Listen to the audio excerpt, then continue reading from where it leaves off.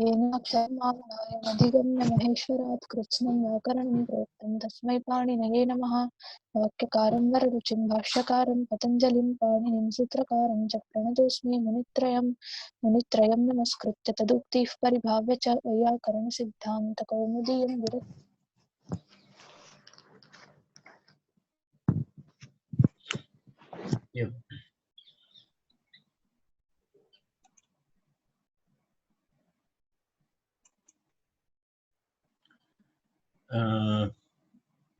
वयं कुत्र कियत्पर्यन्तम् आगतवन्तः?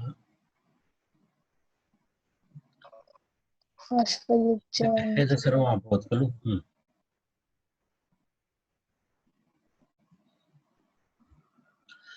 उक्ते च इति पर्यन्तम् इति सूत्रपर्यन्तं वयं दृष्टवन्तः। उक्ते च इति सूत्रपर्यन्तं ह्यः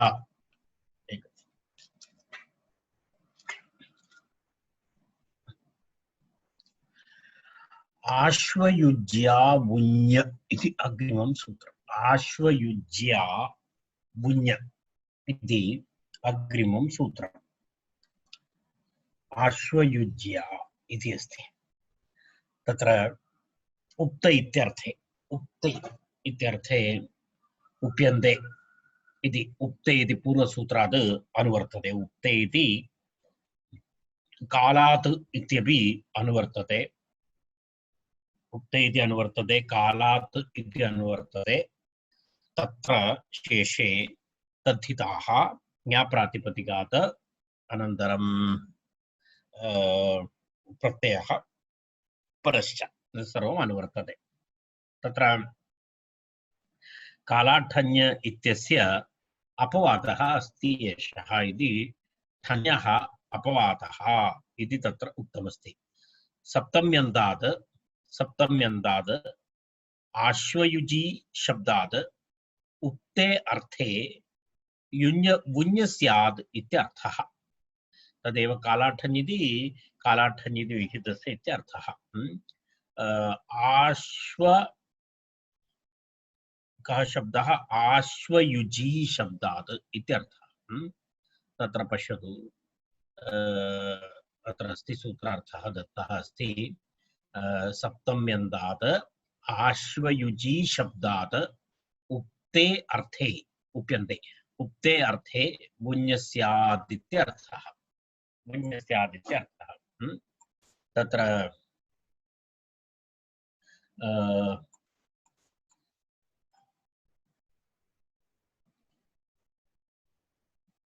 आश्वयुजकाः माषाः इति अस्ति। तत्र आश्वयुजी इत्युक्ते वस्तुतः कः अर्थः? आश्वयुग्भ्यां युक्ता पौर्णमसी इति किमस्ति? आश्वयुजी इति शब्दस्य अर्थः। आश्वयुजी इत्युक्ते किमस्ति? अश्वयुग्भ्याम् इति युक्तः इत्यर्थः। अश्वयुजी इति अश्विननक्षत्रेण सह युक्तः कालः। नक्षत्रेण सह युक्तः पौर्णमसी इति आश्वयुजी इति अस्ति। आश्वयुजी अश्वयुग्भ्याम्, अश्वयुग् इति नक्षत्रद्वन्द्वो, तेन कारणेन अश्वयुज् इति अश्वयुग्भ्यां युक्ता पौर्णमसी आश्वयुजी आश्विन पौर्णमसी इति अस्ति। आश्वयुग्भ्यां युक्ता पौर्णमसी आश्वयुजी। तत्र आश्वयुज्याम् उक्ता वपनं कृतवन्तः माषाः इत्यर्थे कः शब्दः? आश्वयुजकाः इति शब्दः। आश्वयुजकाः माषाः। आश्वयुजकाः माषाः आश्वयुज्याम् उक्ताः इत्यर्थे आश्वयुजकाः इति शब्दः। आश्वयुज्याम्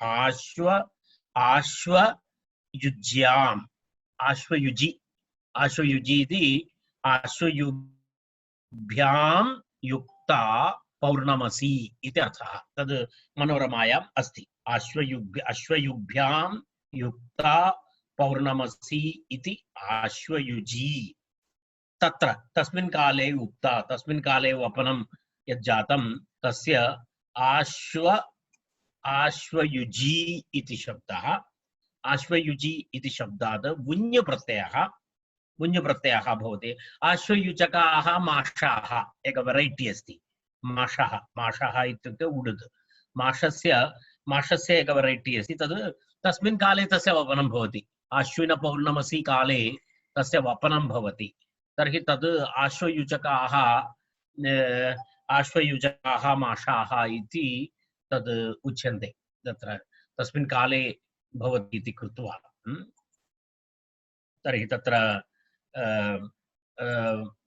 तत्र एवं तस्य प्रक्रिया भवति प्रक्रियां वयम् एकवारं पश्यामः आश्वयुजी इति शब्दः आश्वयुजी इति शब्दात् किं भवति वुञ् प्रत्ययः आश्वयुजी इति शब्दात्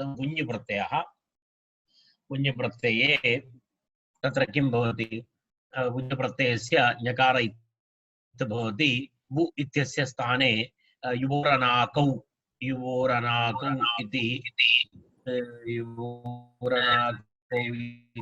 अक आदेशः भवति अक आदेशः भवति चेत्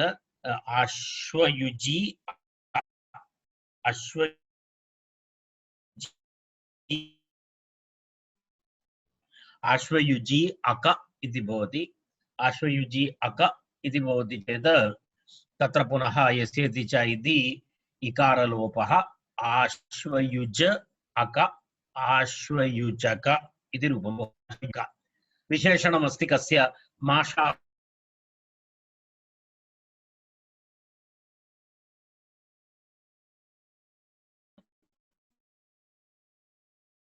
माषाः इति विशेषणं युजकाः इति प्रयोगः ग्रीष्म सूत्रं पश्यामः एकनिमेषः ग्रीष्म वसन्ताद् अन्यतरस्याम् इति सूत्रं ग्रीष्म वसन्ताद् अन्यतरस्याम् इति पुनरपि स एव विषयः उक्तविषयः वपनं धान्यवपनमेव विषयः वुञ् प्रत्ययः भवति वुञ् प्रत्ययस्य अनुवृत्तिः भवति ग्रीष्म वसन्तात् अन्यतरस्याम् इति द्विपदं सूत्रं ग्रीष्म वसन्तात् अन्यतरस्याम् इति द्विपदं सूत्रं तत्र ग्रीष्म शब्दः अस्ति वसन्त शब्दः अस्ति तस्तेभ्यः शब्देभ्यः ताभ्यां शब्दाभ्यां विकल्पेन अन्यतरस्यां विकल्पेन वुञ् प्रत्ययः स्यात् उक्ते अर्थे तत्र ग्रीष्माद् बालमनोरमायाम् अर्थः तु दत्तः अस्ति पश्यतु ग्रीष्माद् वसन्ताद् च सप्तम्यन्ताद् उक्ते अर्थे वुञ् वा स्यात् इत्यर्थः विकल्पेन वुञ् प्रत्ययः भवति कौन सा के शब्दाः ग्रीष्म इति शब्दः वसन्त इति शब्दः ग्रीष्माद् वसन्ताद् सप्तम्यन्ताद् उक्ते अर्थे वुञ् प्रत्ययः विकल्पेन स्यात् इत्यर्थः यदा उदाहरणाय तत्र कः शब्दः दत्तः अस्ति उदाहरणाय ग्रैष्मकः शब्दः ग्रैष्मम् इति शब्दद्वयं तद् वैकल्पिकं यदा वुञ् प्रत्ययः भवति चेत् ग्रैष्मकम् इति रूपं भवति यदि वैकल्पिकम् अस्ति वुञ् प्रत्ययः यदि नास्ति तर्हि ऋतु अर्थक अण् प्रत्ययः भवति तर्हि वुञ् प्रत्यये ग्रैष्मकम् इति रूपम् अण् प्रत्यये सति ग्रैष्मम् इति रूपं भवति कथमस्ति तस्य अर्थः कः भवति ग्रीष्मे उक्तं ग्रैष्मकम् ग्रीष्मकाले वपनं कृतं यस्य कस्यापि तद् वस्तुतः तद् क्राप् किं भवति ग्रैष्मकम् इति वदति यदा एतादृशप्रयोगाः वस्तुतः भवन्तः जानन्तु संस्कृतभाषायाः व्यावहारिकत्वं कथम् आसीत् इति यदि लोके एतस्याः भाषायाः प्रयोगः भाषितभाषारूपेण न आसीत् तर्हि एतादृशानां शब्दानां का आवश्यकता अस्ति। एते शब्दाः नाटकेषु न उपयुज्यन्ते। ग्रैष्मकं वा ग्रैष्मं वा नाटकेषु वा काव्यस्य कृते नास्ति। एते शब्दाः सामान्यतः व्यावहारिकदृष्ट्या एतद् वस्तुतः कृषिक्षेत्रेषु व्यवहारे भवति। ग्रैष्मकं भवति, वासन्तकं भवति, एतत् सर्वं व्यावहारिकशब्दाः, अत्यन्तव्यावहारिकाः शब्दाः। यदा वयं समासप्रकरणं पठितवन्तः तत्रापि अहं दर्शितवान् एवं बहवः व्यावहारिकशब्दाः भवन्ति। तेन स्पष्टमस्ति एतद् अत्यन्तजनसामान्यपर्यन्तम् एतस्याः भाषायाः दैनन्दिनव्यवहारे आसीत् इति। अन्यथा एतादृशशब्दाः न व्युत्पाद्यन्ते, तस्य आवश्यकता नास्ति। तर्हि ग्रैष्मकम् इति शब्दः ग्रीष्मशब्दात् ग्रीष्मे उक्तम्। एकनिमेषः क्षम्यताम्, अग्रे गच्छामः। तर्हि ग्रीष्मे उक्तम् इत्यर्थे ग्रैष्मं ग्रैष्मकम् इति शब्दद्वयं। ग्रीष्म शब्दात् वुञ् प्रत्ययः, ग्रीष्म शब्दात् वुञ् प्रत्ययः, वुञ् प्रत्यये सति ग्रीष्म वु युबुरनाकौ इति अक आदेशः। ग्रीष्म अक आदिवृद्धि ग्रै भवति। ग्रैष्म अक यस्यति चैति अकारलोपः। ग्रैष्म अक ग्रैष्मक ग्रैष्मकम् इति रूपं भवति। सुप्रत्ययमादेशे पूर्वरूपे ग्रैष्मकम् इति रूपं भवति। तदनन्तरं पुनः अग्रिममस्ति अण् प्रत्ययान्ते तु ग्रैष्मम् इति रूपं भवति। तत् पूर्वं वयं कृतवन्तः बहुवारम्। अण् इति भवति चेत् आदिवृत्ति इत्यादिकं भूत्वा ग्रैष्मम् इति रूपं भवति। वासन्तकं वासन्तम् इति रूपद्वयं। वासन्तकं वासन्तकम् इत्युक्ते कः अर्थः? वासन्ते वसन्ते उक्तम् इत्यर्थे वासन्तकम् इति शब्दः। वसन्ते विग्रहवाक्यं किं भवति? वसन्ते उक्तम् इत्यर्थे वासन्तकम् इति शब्दः।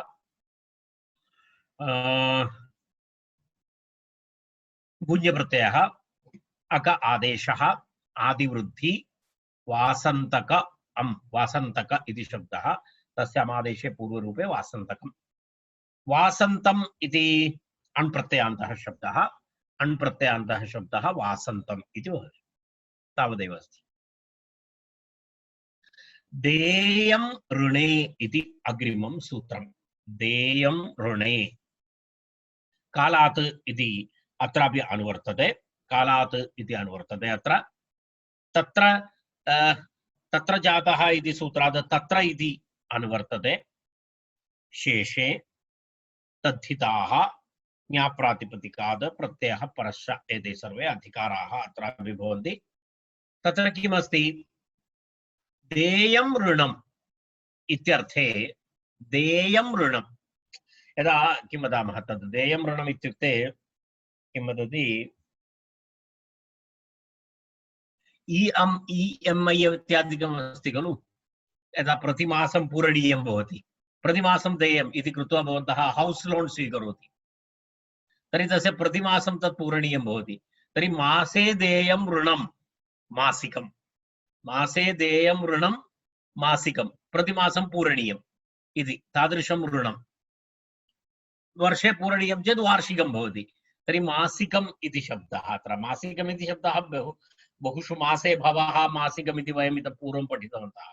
तत्र अत्र देयं ऋणम् इत्यर्थे मासे देयं ऋणम् इत्यर्थे तत्र किं भवति?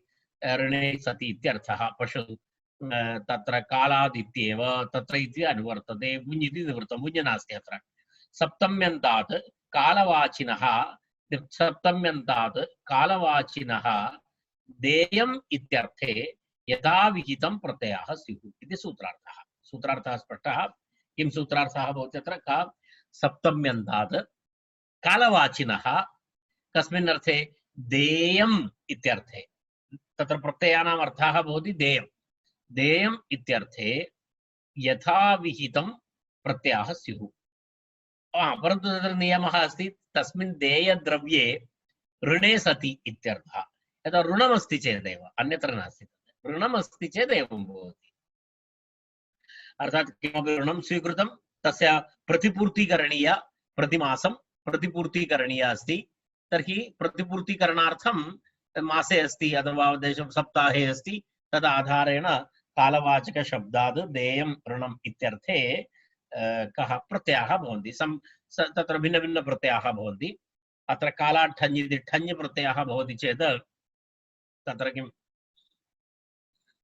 पश्यतु अत्र मासिकम् इति शब्दः मासिकं मासे कालवाचकशब्दः इति कृत्वा ठञ् प्रत्ययः भवति मासे देयं ऋणम् इत्यर्थे मासिकम् इति शब्दः मासिकं मासशब्दः मासे देयं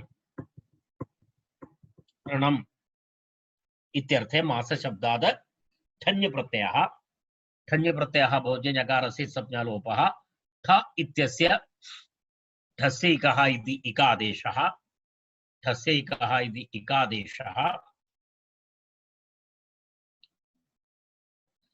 मास मास इक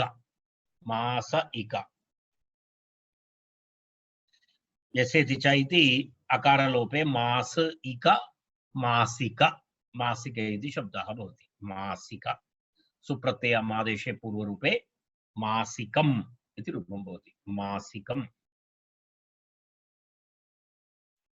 तावदेव तत्र वक्तव्यमस्ति अग्रिमं सूत्रमस्ति कलाप्यश्वत्थयवबुसाद् वुन् इति सूत्रम् कलाप्यश्वत्थयवबुसाद् वुन् इति सूत्रम् कलापिन् अश्वत्थ यवबुस इति शब्दत्रयम् किं किमस्ति कलापिन् अश्वत्थ यवबुस् अत्र परस्परसम्बन्धः नास्ति अनन्तरं प्रत्ययाः अपि इदानीं देयं ऋणं तावत् समाप्तम् इदानीं तत्र भिन्न तत्र एकं विषयः उक्तः इदानीम् अपरविषयः अत्रापि अस्ति देयं ऋणमेव अस्ति देयं ऋणम् इत्यर्थे एव अस्ति परन्तु शब्दाः भिन्नाः देयं ऋणम् इति अनुवर्तते अत्रापि कालात् इति अनुवर्तते कालवाचिभ्यः इति भवति कालवाचिनः तत्र इति अनुवर्तते शेषे शैक्षिकप्रकरणं शेषे एतत् सर्वम् अत्रापि भवति तत्र कलापिन् अश्वत्थ यदा कलापिनः भवन्ति इति कलापिन् इत्युक्ते मयूराः कलापिनः भवन्ति मयूरः कलापिनः भवन्ति इति तस्य आशयः नाम किमस्ति मयूराः यदा तेषां पंखान् विस्तार्य यदा ते मयूराः नृत्यं कुर्वन्ति इत्यादिकं वदति मयूराः नृत्यं किमपि न कुर्वन्ति किं मयूराः नृत्यं पठितवन्तः वा किमपि नास्ति तदा अस्माकम् आरोपः मयूराः नृत्यं कुर्वन्ति इत्यादिकम् आरोपितभावः मयूराणां नृत्यम् इति किमपि नास्ति तद् किमपि चेष्टाः करोति तदेव वस्तुतः अत्र किमस्ति यस्मिन् काले मयूराः कलापिनः भवन्ति सः उपचारात् कलापी इत्युच्यते अर्थात् यस्मिन् काले मयूराः कलापिनः भवन्ति तस्य कालस्य उपचारात् सः कालः कलापी इत्युच्यते यदा वृष्टिकालः भवति वृष्टि यदा समीपम् आगच्छति यदा आकाशे मेघाः भवन्ति तस्मिन् काले मयूराः तेषां पंक्तीनां पंखानां विस्तारं कुर्वन्ति ते पूर्ण पंखानां विस्तारं कुर्वन्ति तर्हि सः कालः किमुच्यते उपचारात् लक्षणया उपचारात् इत्युक्ते लक्षणया कलापि इत्युच्यते स कालः लक्षणया कलापि इत्युच्यते तर्हि स कालवाचकशब्दः अस्ति कलापि इति अर्थात यस्मिन् काले मयूराः कलापिनः भवन्ति सः कालः उपचारात् कलापि इत्युच्यते। सः कालः कलापि उच्यते। तर्हि तस्मिन् काले देयं ऋणम्, तस्मिन् काले देयं ऋणम् इत्यर्थे किं भवति?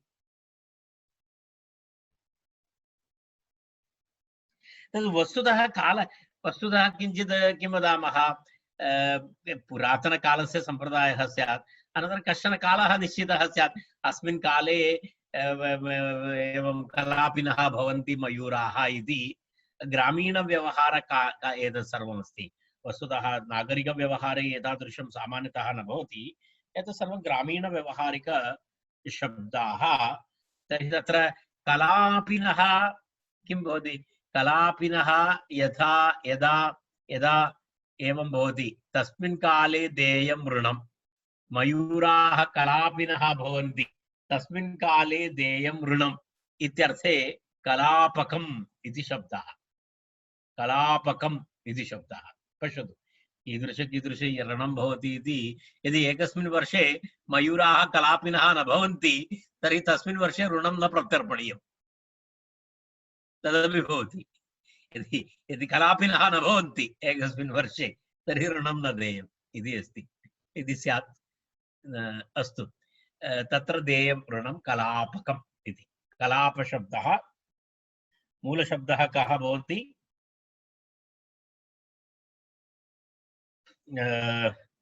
किं भवति? तत्र मूलशब्दः भवति कलापिन् इति शब्दः। कलापिन् इति मूलशब्दः। कलापिन् इति शब्दात् वुन् प्रत्ययः।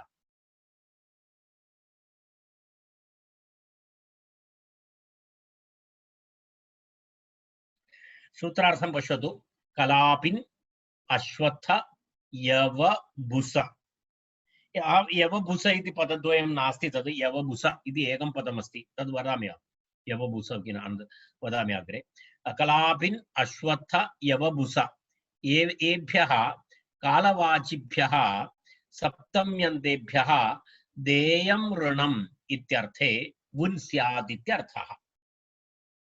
तत्र वुन् स्यात् किमस्ति? कलापिन् अश्वत्थ यवबुस एभ्यः कालवाचिभ्यः सप्तम्यन्तेभ्यः देयं ऋणम् इत्यर्थे वुन् प्रत्ययः स्यात्। तर्हि कलापिन् इति शब्दः, कलापिन् शब्दात् वुन् प्रत्ययः। वु इत्यस्य अक आदेशः। कलापिन् अक, कलापिन् अक, कलापिन् अक नस्तद्धिते इति सूत्रेण तत्र टि लोपः। नस्तद्धिते इति सूत्रेण टि लोपः। टि लोपः भवति चेत् कलापिन् इति शब्दः। कलापिन् इत्यस्य टि इन् इति अस्ति, अन्तिम इन्। कलापिन् इत्यस्य अन्तिम इन् इत्यस्य लोपः भवति। तर्हि कलाप इक, कलापिक, कलापिक, कलापिकम् इन् अस्ति खलु, कला सत्यं न इन् लोपः भवति, कलापकम् इति भवति। कलाप अक, कलापक, कलापकम् इति भू इति अकादेशः, कलापकम् इति रूपं भवति। अस्तु, अश्वत्थस्य फलम् अश्वत्थः, तद्युक्तः कालः अपि अश्वत्थः। अश्वत्थवृक्षः भवति, पिप्पल् इति। अश्वत्थवृक्षस्य यदा यदा फलानि भवन्ति तस्य कालः अस्ति। अश्वत्थवृक्षस्य यदा फलम् अस्ति अश्वत्थः इति। अश्वत्थस्य फलम् अश्वत्थः। तत्र फलागमः, अश्वत्थवृक्षे यदा फलागमः भवति तस्मिन् काले देयं ऋणम् इत्यर्थे। पश्यतु, तत्र यस्मिन् काले अश्वत्थाः फलन्ति तत्र देयं ऋणम् अश्वत्थकम् इति। यस्मिन् काले अश्वत्थाः फलन्ति, अश्वत्थवृक्षेषु फलागमः भवति, तस्मिन् काले देयं ऋणं किमस्ति? अश्वत्थकम् इति।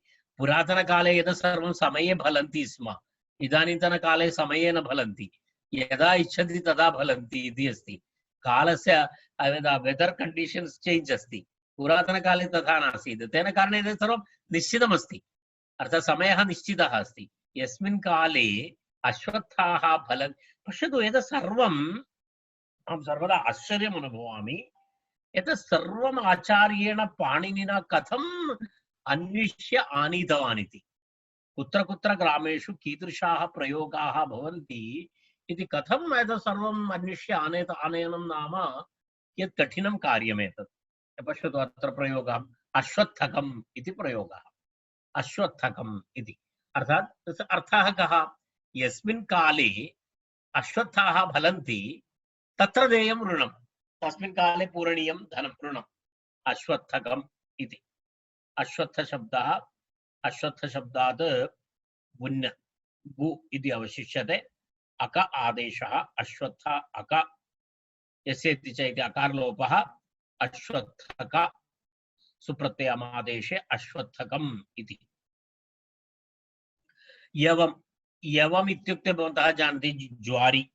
यवम् इत्यस्य किं भवति? यवभुसं जौ तस्य भूसा, तस्य यद् आवरणं भवति खलु, भूसा इत्युच्यते। यवस्य तत् संस्कृतभाषायां भुसा इति वदति। भुसा इत्युक्ते यव धान्यानां पुरतः बहिः यद् आवरणं भवति तद् भुसा इत्युच्यते। तर्हि यवभुसा अर्थात् यस्मिन् काले यवभुसम् उत्पद्यते तत्र देयं ऋणं यवभुसकम् इति। यस्मिन् काले ज्वारि यदा वयं स्थापयामः तस्मिन् समये यदा यदा यदा तस्य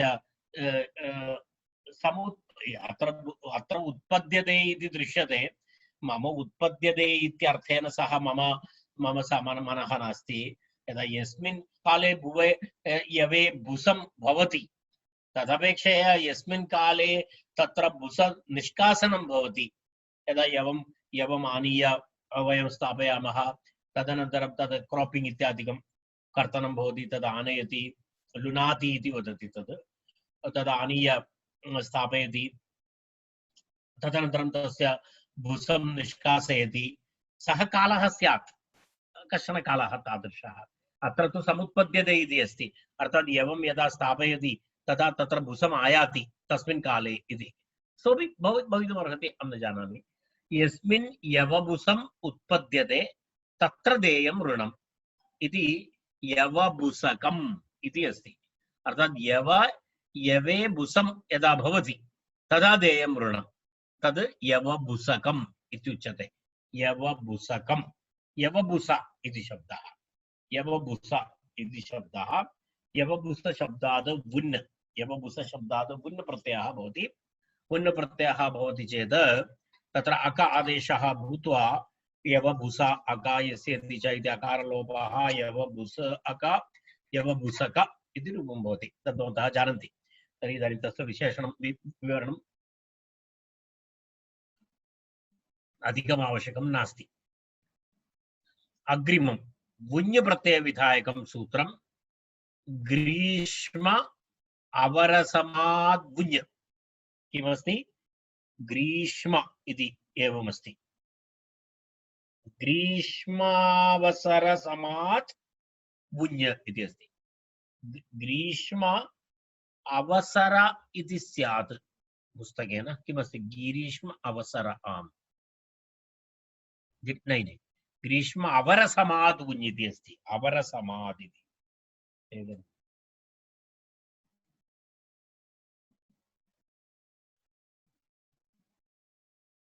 समाशब्दः वत्सरे अर्थे। सत्यं, समाशब्दः वत्सरे अर्थे भवति। समाशब्दः वत्सरे नित्यस्त्रीलिङ्ग बहुवचनं। ग्रीष्म अवरसमा अनयोः समाहारद्वन्द्वः अस्ति ग्रीष्मावरसम इति। ग्रीष्मकालः अवरसम, अवरसम इत्युक्ते अवरसम इति तस्य आशयः कः अस्ति? पूर्ववर्षः इति स्यात्। अवरासु समासु देयम् इति। अवरासु पूर्ववर्षः नास्ति, आने वाला अग्रिम इति। अवर इत्यस्य अग्रिम इत्यर्थः। अवरसम इत्युक्ते अग्रिमवर्षे इत्यर्थः। अवरसम अवरसम इत्युक्ते अग्रिमवर्षे। तर्हि ग्रीष्मशब्दः ग्रीष्मे देयं ऋणम् इत्यर्थे तत्र भुञ्प्रत्ययः ग्रैष्मकम्।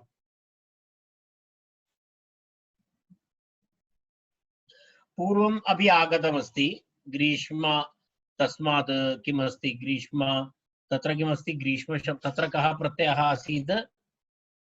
ग्रीष्मवसन्तात् भुञ्प्रत्ययः एव आसीत्। न, तत्र उक्तार्थे अस्ति, अत्र ऋणम् इत्यर्थे अस्ति। भेदः सः। रूपं तु समानमस्ति ग्रैष्मकमिति। पूर्वं तत्र उक्तमित्यर्थे आसीत्, अत्र ग्रैष्मकमिति देयं ऋणम् इत्यर्थे अस्ति। समानरूपम् अस्ति। तद् सर्वं साहचर्यात् सन्दर्भात् अस्माभिः अर्थः ग्रहीतव्यः। यदा अर्थग्रहणस्य भिन्न भिन्न उपायाः सन्ति, तद् कदाचित् एकः प्रश्नः भवति, अरे ग्रैष्मकमिति पञ्चप्रकारेण ग्रैष्मकं दृश्यते। ग्रीष्मे उक्तमिति ग्रैष्मकं भवति, ग्रीष्मे देयं ऋणम् इति ग्रैष्मकं भवति। वो हिंदी भाषायां लग इति शब्दः अस्ति। सद् बहु मम सर्वदा लग इति शब्दः मम कृते बहु आश्चर्यकर शब्दः। तद् कस्मिन् कस्मिन् अर्थे प्रयोक्तुं शक्यते इति भगवान् एव जानाति। अहं पतितवान्, मेरे पैर में लग गया इत्यारभ्य द्वयोः प्रेम संबंध पर्यन्तं लगा इति, दोनों के बीच में लग गया इति पर्यन्तं तत्र लगा इति शब्दस्य कुत्र कुत्र अन्वयः भवति इति तद् सहस्रार्थः अस्ति लगा इति हिंदी भाषा शब्दः। तद्वत् तद्धितप्रकरणेपि बहवः शब्दाः तादृशाः सन्ति। तद् वस्तुतः सन्दर्भानुसारं प्रकरणानुसारम् अस्माभिः अर्थः ग्रहीतव्यः भवति इत्यर्थः। तत्र ग्रैष्मकमिति मासिकमिति एतत् सर्वं बहुषु अर्थेषु प्रयुज्यते। तद् सन्दर्भानुसारम् अस्माभिः अर्थबोधः करणीयः इत्यर्थः। अस्तु, तर्हि ग्रीष्मे देयं ऋणं ग्रैष्मकम्, अवरसमे देयं ऋणम् आवरसमकम् इति। तर्हि अवरसम इत्युक्ते अग्रिमवर्ष इत्यर्थः। तर्हि अग्रिमे वर्षे देयं ऋणम् आवरसमकम् इति शब्दद्वयं। प्रक्रिया तु वक्तव्यं नास्ति इति मन्ये। ग्रैष्मकं तु भवन्तः जानन्ति, इदानीमेव उल्लिखितवन्तः। अवरसम इति शब्दः, अवरसमा इति अस्ति अव्ययशब्दः। अवरसमा एतत् पश्यतु एकवारम्। एतस्य समाशब्दः वत्सरे अव्ययं नास्ति, नित्यस्त्रीलिंग बहुवचनशब्दः, नित्यस्त्रीलिंगशब्दः समा इति। ग्रीष्म अवरसमा अनयोः समाहारद्वन्द्वात् पंचमी इति। तत्र देय ऋणम् इत्यर्थे आभ्यां भुञ् इत्यर्थः। आभ्याम् इति एताभ्यां शब्दाभ्यां, किं ग्रीष्म इति अवरसम इति शब्दाभ्यां किं भवति? तत्र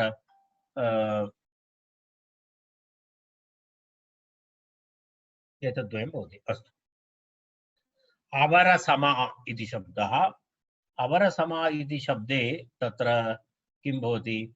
अवरसम इति शब्दात् भुञ्प्रत्ययः अक आदेशः। अवरसमा अक आदिवृद्धि, आवरसमा अक यस्यति च इति आकारलोपः, आवरसम अक आवरसमक इति रूपं भवति तत्र। एवम् आवरसमकं सुप्रत्यय अमादेशे पूर्वरूपे आवरसमकम् इति रूपं भवति। अस्तु, अग्रे अस्ति अग्रिमं वस्तु। अग्रिमं किमस्ति तत्र? अग्रिमं सूत्रं संवत्सर अग्रहायणीभ्यां ठञ्च इति अग्रिमं सूत्रं। संवत्सर अग्रहायणीभ्यां ठञ् च इति। संवत्सराग्रहायणीभ्याम् इति तत्र एकं पदं, ठञ् इति अपरं पदं,